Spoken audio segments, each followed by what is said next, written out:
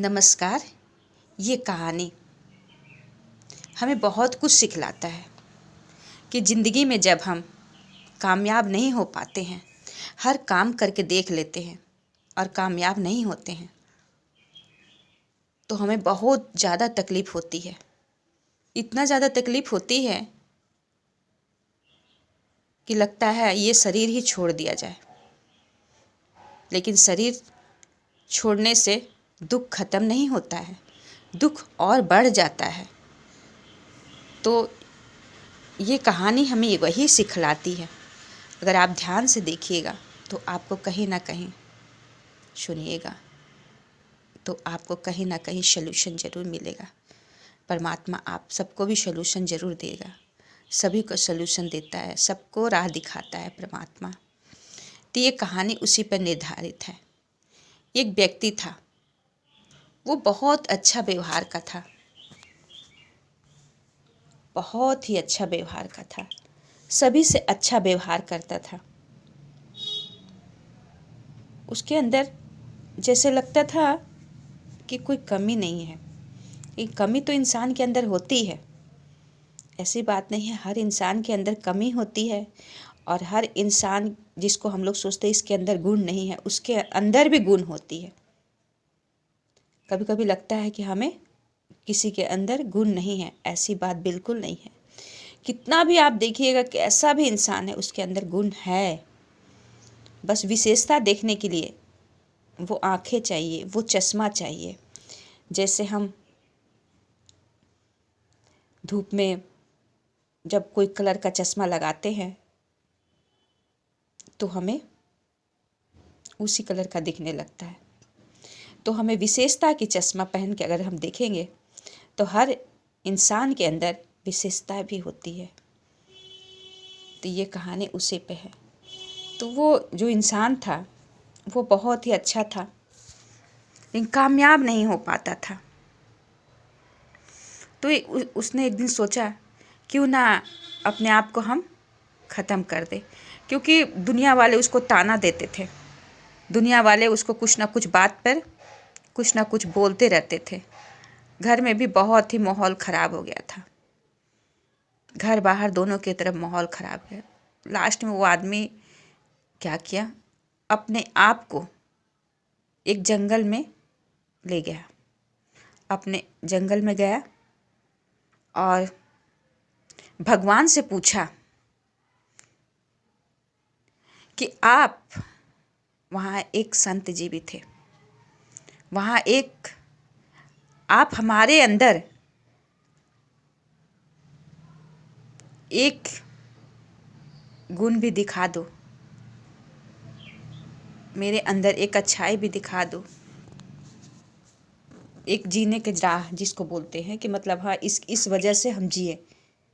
गुण वो अपने अंदर इसी तरह बोल रहे थे कि हमारे अंदर मैंने कोई ऐसा चीज़ दिखाइए जिसकी वजह से मैं जी सकूं। क्योंकि हर इंसान के पास में, किसी के पास पैसा इतना होता है कि वो पैसा की वजह से जी सकता है, किसी के पास घर इतना अच्छा आता है, किसी के पास परिवार अच्छा होता है।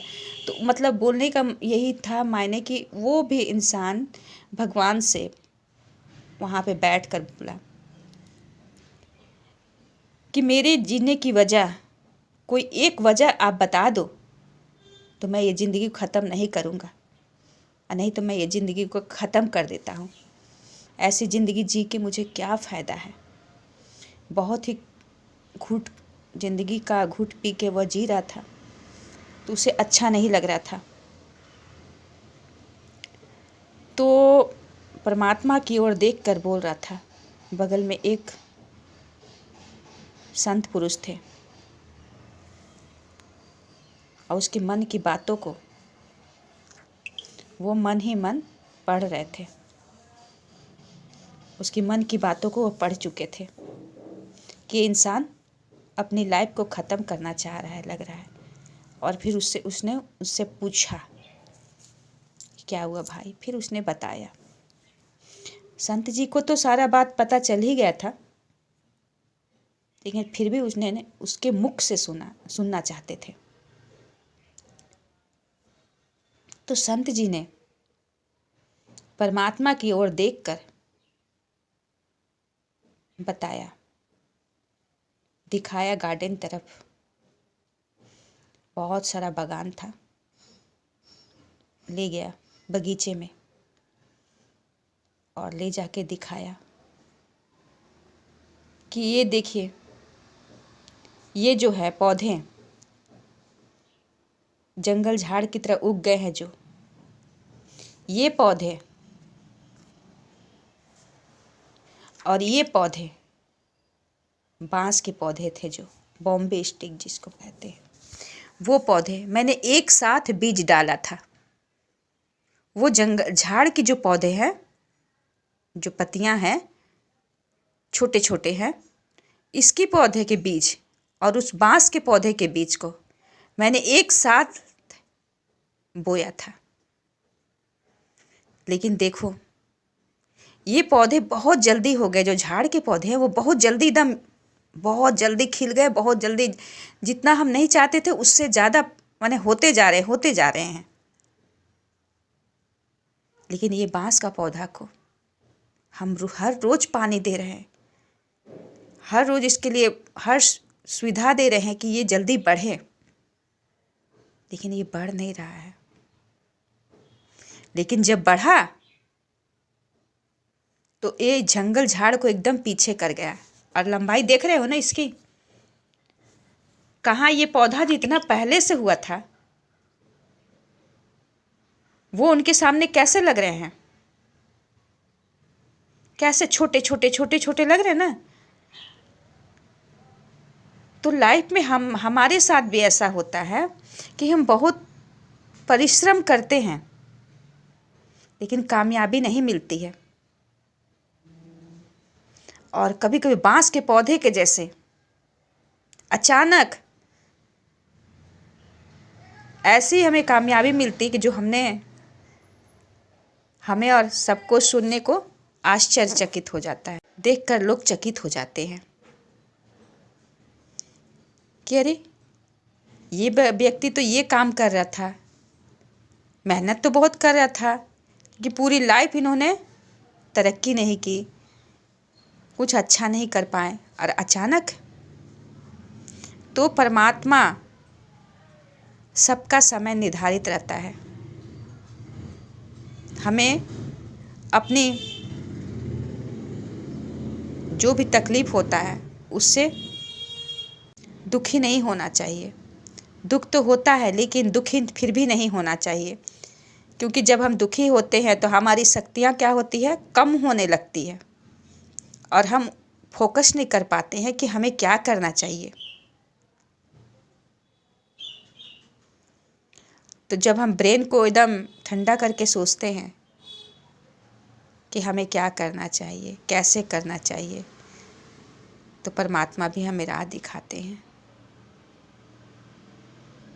तो ये कहानी हमें सिखाती है कि अगर हम कामयाब नहीं होते हैं, एक काम या दो काम से पढ़ाई करने के बावजूद भी, हमारे पास सारा कुछ होते हुए भी, तो हमें घबराना नहीं चाहिए।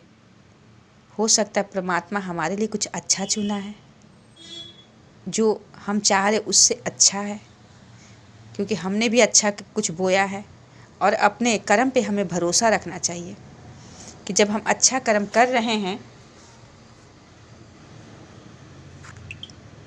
फल भी अच्छा ही आएगा।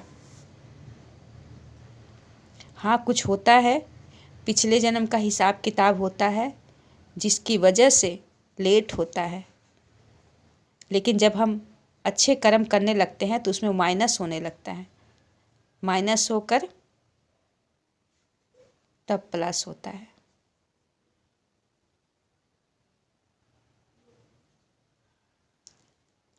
तो हमें अच्छे कर्म करते रहना चाहिए, घबराना नहीं चाहिए किसी के ताने से। दुनिया वाले क्या है, आप काम करोगे, अच्छा काम करोगे तभी भी बोलेंगे, आप अच्छा नहीं काम करोगे तब भी बोलेंगे।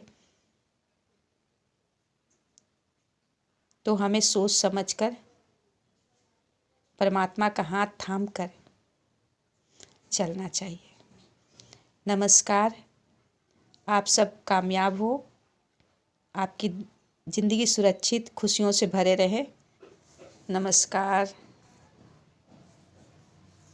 नमस्कार।